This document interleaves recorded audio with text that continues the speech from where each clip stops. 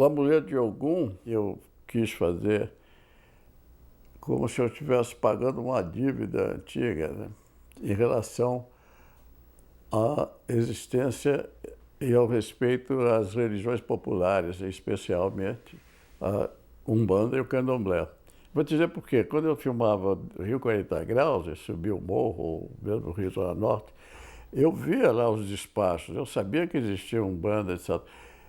Mas a minha câmera não via isso, porque naquele tempo eu achava que o pensamento, o sentimento religiosos não pertencesse à realidade, era alguma coisa extra-real, né? Fora do real, surreal. Então, mas aí eu disse, não, depois do tempo, com o amadurecimento, a vivência no Rio de Janeiro, muitas coisas, eu senti que isso era uma realidade, fazia parte da realidade, da nossa realidade. Então, eu, claro, fui fazer um filme sobre o assunto, mas o ponto de partida, se eu fosse fazer somente sobre Umbanda, ia ficar um meio documentário, sei lá, uma coisa assim muito vaga, né? Eu tinha que ter alguma história concreta, verdadeira, tal, onde a prática da Umbanda, não é, fosse combinada com a existência dos personagens. E isso aconteceu quando o Chico Santos, ele foi um produtor de jornal cinematográfico, morava em Caxias, e ele tinha sido motorista do Tenório Cavalcante. Tenório Cavalcante, hoje, pouca gente se lembra disso, fora do ambiente dele, lá de Caxias, né? O Tenório foi um político muito especial na vida fluminense. Em Caxias, ele tinha um reduto eleitoral garantido. Ao mesmo tempo, dizia-se que ele era um capo do jogo clandestino, jogo do bicho, etc. Mas, de qualquer forma, ele na Baixada Fluminense era uma personalidade muito importante, né? Tinha um grande eleitorado. Ele participava das eleições e tinha um contingente eleitoral fantástico. Foi sempre deputado, etc. Foi até candidato a governador. Então, o Chico de Assis, como motorista do Tenório, ele participou de muitas ações que o deputado fazia lá na Baixada, etc. E conhecia também a velha história do Tenório, a formação dele, e principalmente o nascimento do mito do Tenório como um homem de corpo fechado. Então, o Chico de Assis escreveu um roteiro que chamava O Amuleto da Morte, que contava a história do chefão, né, de uma gangue na Baixada Fluminense, que tinha inventado uma maneira de provar a todo mundo que ele não morria de bala, ninguém podia, ele estava com o corpo fechado. Aí o Chico me deu a história para ler e eu liguei essa história e disse, agora vamos fazer uma grande combinação dessa aventura, né, do homem dito de corpo fechado com a Umbanda em termos de religião popular. Não. E nesse tempo, na Universidade Fluminense, na área de antropologia, estava o professor Wagner estudando a conversão religiosa no povo brasileiro, especialmente no povo carioca. Naquele tempo, os católicos, né, uma boa parte, né, esvaziando a Igreja Católica e se encaminhando para, principalmente, a Umbanda. Era um estudo de conversão religiosa que se fazia lá na área da antropologia social. Também foi outra fonte, né, de interesse, de estudo para fazer o filme. A ideia foi, bom, então fazer a história é essa, corpo fechado, tal, só que ao invés de contar a história do chefão, eu conto a história de um jovem pistoleiro que começa no interior da Bahia,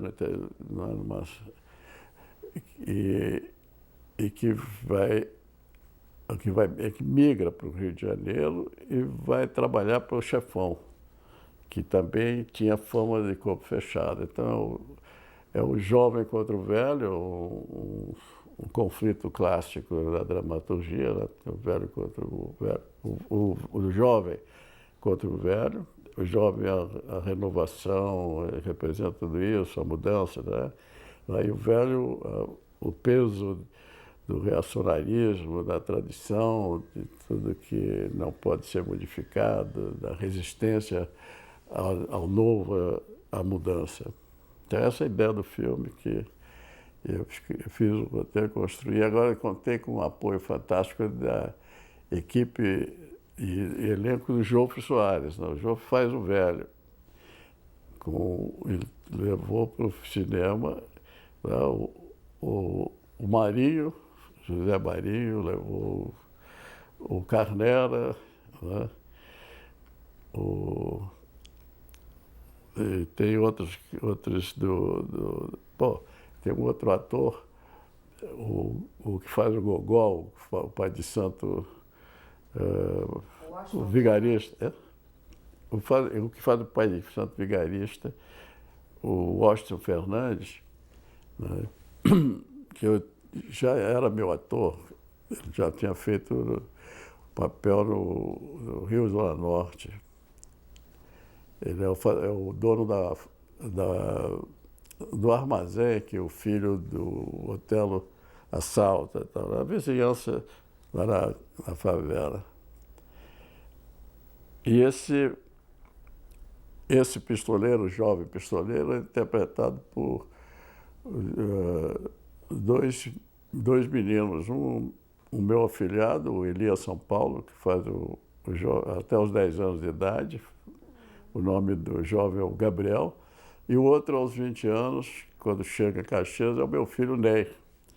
Ele já tinha feito alguma coisa no filme do Cacá, da Joana Francesa. Aí que eu descobri que ele gostaria de ser ator. Tá? Falei, se quer ser ator, então vai trabalhar, vai fazer o Omelete de Ogum. Daí assumi o personagem principal, poxa, para trabalhar nisso. E ele se deu muito bem, acho que ele fez um belo trabalho, tirando... Né? Ele, depois disso, fez muitos filmes, foi para a televisão, etc. Mas o Ney, nesse filme, ele deu uma grande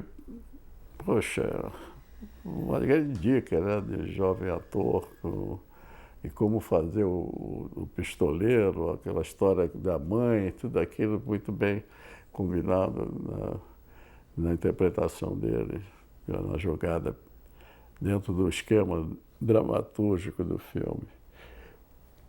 Outra coisa, John, voltando ao Jofre, eu acho que esse personagem que o Jofre criou realmente ficou um personagem clássico, né, do Jofre, do cinema, né, do chefe de uma gangue nordestina, aquele líder, o coronel do asfalto, que era um pouco o que o Tenório Cavalcanti representava. A outra coisa curiosa do filme é que a casa do filme, que o Jofre é o dono e é o chefe do grupo todo, é a residência do Tenório Cavalcanti. E ele gentilmente nos emprestou a casa. Ele não morava mais lá, a casa estava mais ou menos vazia. E ele nos emprestou, ficamos lá algumas semanas filmando, sempre, né? Então, a casa é a fortaleza do Tenório, que se chamava Fortaleza naquele tempo. A outra coisa do filme é que tem uma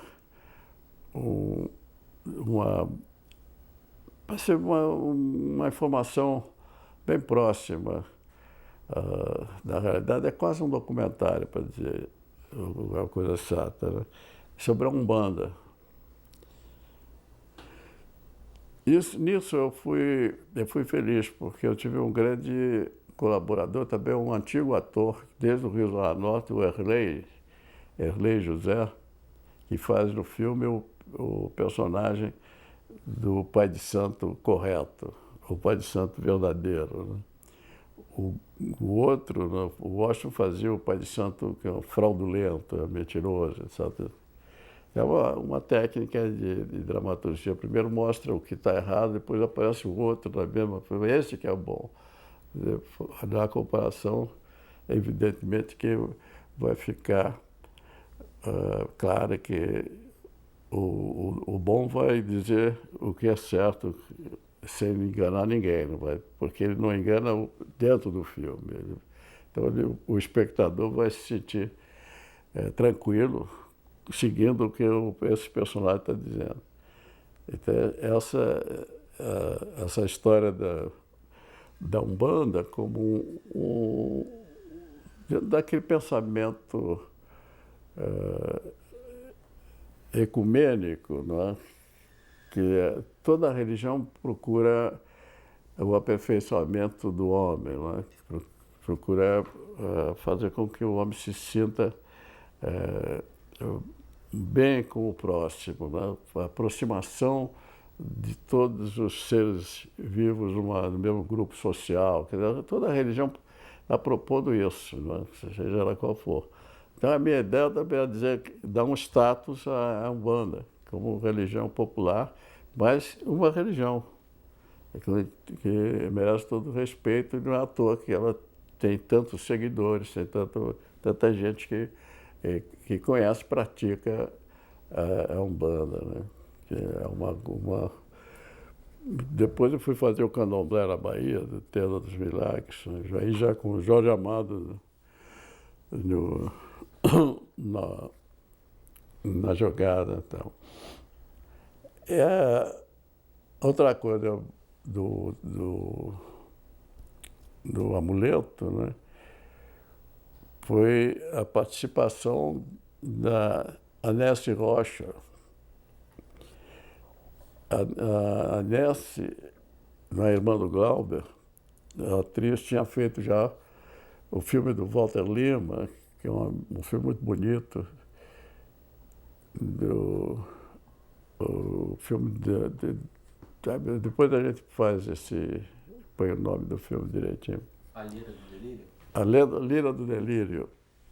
A Nessie já tinha feito um filme do Walter Lima, A Lira do Delírio, um filme muito bonito, muito bem feito, uma linguagem livre, gostosa. Tá? E ela tinha feito outros filmes, já tinha feito um pouco de televisão. E ela topou fazer esse personagem da Eneida. Então, eu acho que ficou muito bonito. Foi uma combinação, ela e o Ney, rolando em torno daqueles orixás, aquele mundo de violência, né? Poxa, de política, tudo junto. Ficou uma combinação romântica muito especial, que não dá certo, mas que acontece, né? Fica em aberto. E ela, a personagem da Eneida, é a única que sobrevive no filme, né? Que ela consegue fugir daquilo. Eu quero viver com a minha mãe, tá? E vai embora para viver com a mãe dela, sai daquele ambiente, sai fora de tudo aquilo. Eu acho que foi uma linda criação da Nessie. A participação do Macalé nesse filme, vale a pena lembrar, né, como ela começou. E qual foi a minha proposta para o Macalé? Olha que loucura minha. Disse, Macalé, vamos fazer o seguinte, eu vou cuidar da imagem e você vai cuidar do som. Né? Então ele tinha um Nagra, de equipamento, tinha os microfones, ele tinha que cuidar do som do começo ao fim, até fazer a mixagem, a orientação dele. A criação de toda a trilha sonora durante a filmagem e na finalização da montagem, da edição de som, tudo isso. Só que na filmagem, a obrigação principal e quem faz o som é gravar os diálogos, né? Porque o Macalé ele tinha a piração do músico, que ele saía com o gravador, pegar os ruídos, os sons que porventura estavam correndo por ali. Imagina ele gravando, filmando num trem, e na hora do diálogo, o trem em movimento, na hora do diálogo, cadê o som? O som ficou lá na estação. O Macalé perdeu o trem. Aí você vê. Foi bom, de qualquer forma, a contribuição dele foi fantástica, né? Porque, além dele gravar sons que nenhum de nós poderia achar que serviriam para a composição da trilha sonora, ele também soube fazer a escolha das canções, né, que melhor estavam combinando com a história do filme, aquela história toda. Então é um repertório de música popular bastante rico, né? E bem, na época assim, era muito presente.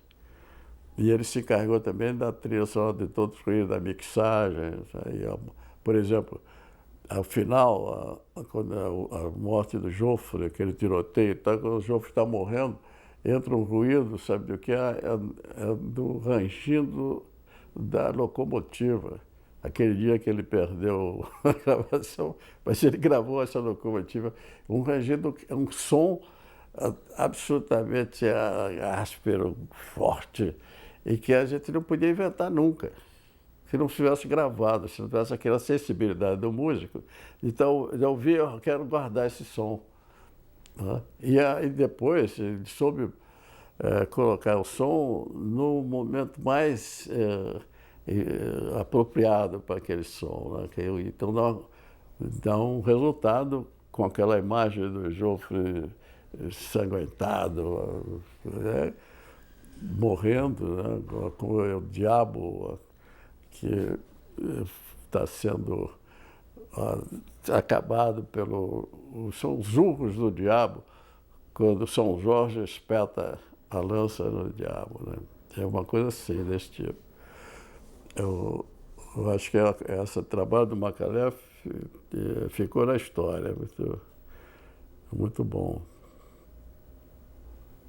Outra coisa também que queria lembrar, porque o Amuleto de Ogum, quando ele termina, um pouco de história do cinema brasileiro, que é o seguinte: o Amuleto foi um dos primeiros filmes que coproduzidos pela nova Embrafilme e que foi distribuído pela nova distribuidora da Embrafilme.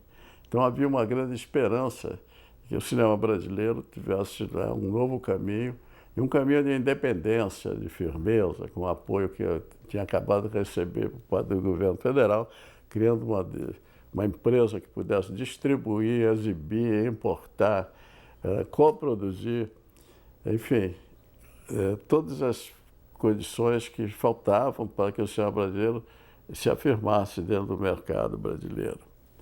Então, a história... e outra coisa, uma empresa dirigida, bolada, programada por cineastas, quer dizer, que o diretor-geral da Embrafilme era o Roberto Faria. Aí está nas mãos dos homens de cinema o futuro do cinema brasileiro. E a Embrafilme realmente foi um impulso. Quem ainda quiser discutir o assunto, só consultar a história e vai ver quantos filmes foram produzidos, qual o número de ingressos de cinema brasileiro que o cinema brasileiro tinha. Né? Então, daí o Amuleto de Ogum um pouco também uma metáfora do cinema brasileiro. A história que o personagem do Macalé conta, né? Ele, como personagem, quer dizer, ele conta a história de um corpo fechado.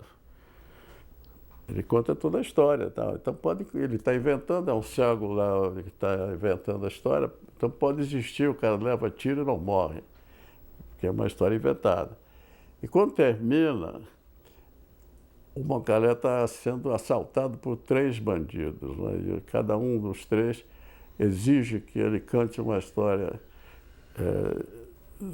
que eram, na época, as 3 linhas de produção que a ditadura queria impingir. Quer dizer, filme histórico, né?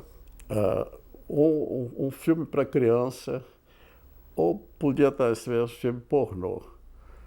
Então, os 3 bandidos, quando pegam o cego, dizem assim: conta a história do Pedro Alves Cabral, conta a história da criança que não sei o quê, conta a história do... E ele disse: eu vou contar uma história que eu acabei de inventar. E conta a história do corpo fechado. E quando termina, ele manda os 3 bandidos na puta que pariu. E os caras então resolvem matá-lo. Então, com essa da porrada, ele não morre, ele também tem o corpo fechado. A metáfora principal é essa, né, do cantador, ele ser obrigado pelos 3 bandidos a escolher 3 temas.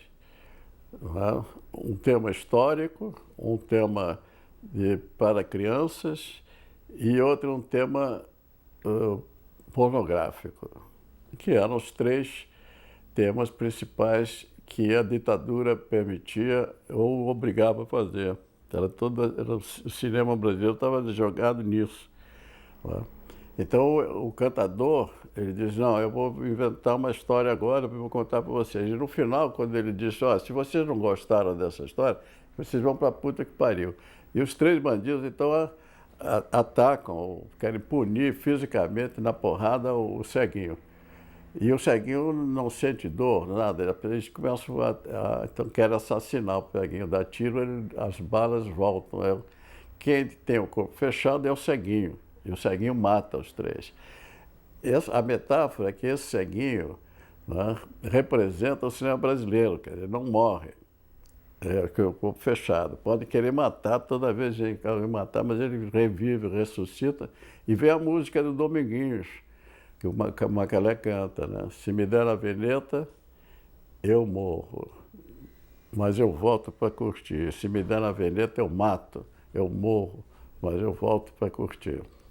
Outra figura do chamado Jofre Stúdio. Jofre Stúdio foi uma expressão que se inventou para os amigos que o Jofre levou para o cinema, né?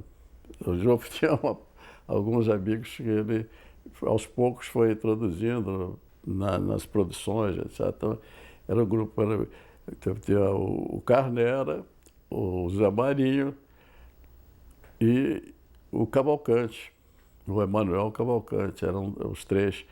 Tinha outro também, tinha o Índio. O Índio, que é um personagem, ele fez alguma coisa no Justiceiro, depois não fez mais, mas apareceu em outros filmes também. Mas, de qualquer forma, esses principais. Eu não estava falando do Cavalcante, porque o Cavalcante, além de ser do Jofre Stúdio, ele também é um grande estudioso da literatura brasileira, dos costumes, tá? O Emanuel é um cara altamente preparado. E ele participou também do Justiceiro. No Justiceiro ele fez o personagem do biógrafo do herói, né? Fez o nome no filme, ele é Lenine, né? Aquele bem radical, mas dependente do amigo rico, então escreve a biografia do amigo rico, ao mesmo tempo odeia os ricos, odeia todo aquele sistema que tem rico e pobre ao mesmo tempo. Mas Cavalcante sempre participou dos meus filmes. E no Justiceiro, eu acho que ele fez um personagem emblemático, o Doutor Baraúna, só pelo nome, né? Baraúna. Então, ele fez aquele advogado que é o amigo do dono da gangue e tal, né? Nesse filme, no Amuleto de Ogum. Ele é o Doutor Baraúna, que sabe das coisas, inventa, conhece tudo e tal. Ao mesmo tempo, ele se diz materialista, ele não acredita no corpo fechado. E é o braço direito do chefão da gangue lá. E o Cavalcante também fez outro personagem, em outro filme, no Tenda dos Milagres, faz o chefe de polícia. Tá? E ele tem uma presença no cinema brasileiro muito expressiva, né? Tem muitos filmes, especialmente os filmes que têm assim, uma relação com o Nordeste, né? Com aquele mundo nordestino, etc. O Cavalcante foi também um grande colaborador em vários filmes que eu fiz. Além do mais, o Cavalcante é roteirista, né?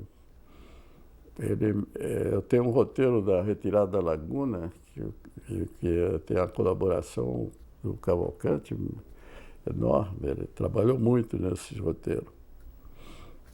Então é esse o João Flo Estúdio.